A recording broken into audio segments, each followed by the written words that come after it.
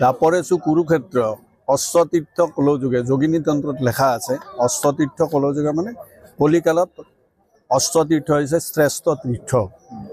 আৰু আজিৰ এই পবিত্ৰ দিনত গংগাৰ পানীয়ে যেতিয়া ব্ৰহ্মপুত্ৰৰ উত্তৰ দিশত পানী উত্তৰ ছাইডত যেতিয়া পানী গতি কৰে লগ হয়, এইটো এটা পবিত্ৰ অনুষ্ঠান হিচাপে গঢ়ি উঠে।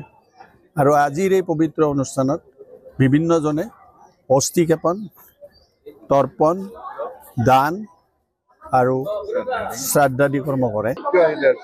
আজি আহিলো মানে মোৰ দেউতা ঢুকালে, দেউতাৰ আজি অস্ত্ৰ দিবৰ কাৰণে আহিছো, অস্থি অতাবৰ কাৰণে। আজি যে বিসৰ্জন দিব লাগে কিবা আজি শুনাত মানে কি হয়, আজি গংগাৰ এটা ধাৰ আহে আৰু এই ধাৰতে যদি অষ্টমীৰ দিনা অস্থি অতোৱা হয়, তেতিয়াহ'লে যি আত্মা আছে সেই আত্মাৰ পূৰ্ণগতি সুন্দৰ এটা হয়।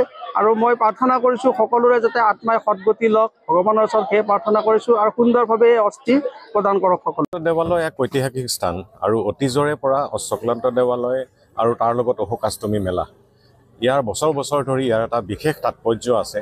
ইয়াতে প্ৰত্যেক বছৰে হাজাৰ হাজাৰ ধৰ্মীয় পৰ্যটক আহে, বিভিন্ন কামৰ স্থানৰ কাৰণে আহে। আৰু পাৰ্টিকুলাৰলি অশোকাষ্টমী মেলাত এটা তেওঁলোকৰ জনবিশ্বাস, জনশ্ৰুতি আছে যে ইয়াতে গংগা মিলিত হয় বা ইয়াতে পিণ্ডাদি দিয়াৰ কাৰণে, বিভিন্ন পিতৃপুৰুষৰ পিণ্ড বা এই কাৰ্য কৰাৰ কাৰণে আজিৰ দিনটোত তেওঁলোকে স্নান কৰে আৰু পিণ্ডাদি ইয়াতে বিসৰ্জন দিয়ে।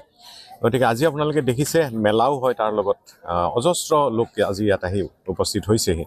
আৰু আমি সকলো আজি উপস্থিত হৈছিলোঁ যে অশোকাষ্টমী মেলাৰ যিটো নতুন ইয়াতে প্ৰৱেশদ্বাৰ, এই প্ৰৱেশদ্বাৰৰ শুভ উদ্বোধন কাৰ্যও আছিলে আৰু তাৰ লগত আহি ইয়াত উপস্থিত হ'লোঁ আৰু প্ৰত্যক্ষ কৰিলোঁ সকলো মানুহৰ এক ধৰ্মীয় অনুভূতি, ধৰ্মীয় অনুভৱ। আৰু এইটোৱে আশা কৰিছোঁ যে এই পৰম্পৰা অটুট থাকক।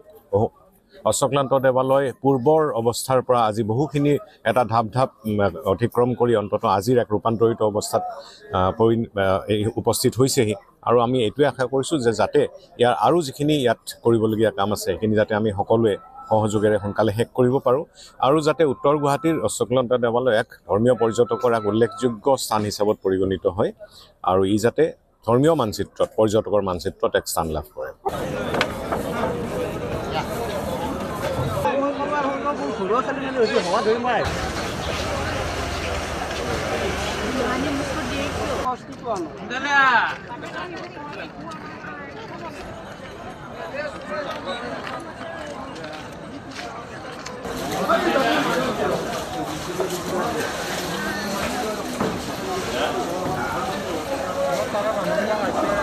আচ্ছা